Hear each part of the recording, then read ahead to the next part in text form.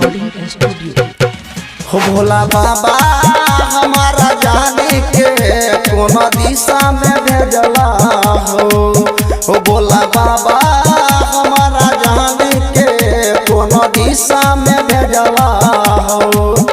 याद आबै छै बड़ा तरफाबै छै, याद आबै छै बड़ा तरफाबै छै, जियल मुश्किल भेलै हो भोला बाबा हमारा जाने के कोनो दिशा में भेजला हो भोला बाबा हमारा जाने के कोनो दिशा में भेजला हो बाबा भोला बाबा बाबा बाबा हमारा जाने के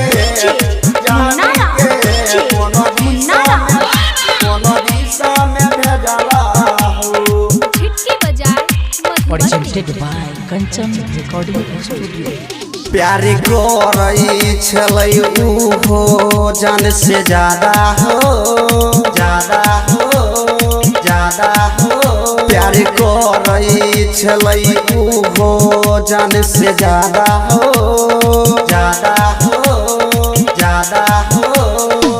तब किया बदललक दिल के इरादा हो हाँ इरादा हो बाबा तोरे कहियो कहरो नहीं देरी अलिया हो बाबा हम तोरे दुआरी हो भोला बाबा हमारा जाने के कोनो दिशा में भेजला हो भोला बाबा हमारा जाने के कोनो दिशा में भेजला हो बाबा भोला बाबा बाबा बाबा हमारा जाने के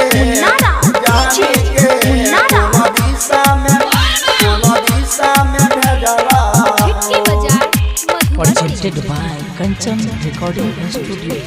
हो भोला भंगोला रोज खाई छी हो खाई छी हो खाई छी हो भोला भंगोला रोज खाई छी हो खाई छी हो खाई छी हो। तहियो दिल से जानू के याद जाने हो बाबा सुनो ने राइटर बसंत राज किशोर के दह मिलबाई हो भोला बाबा हमारा जाने के कोनो दिशा में भेजला हो भोला बाबा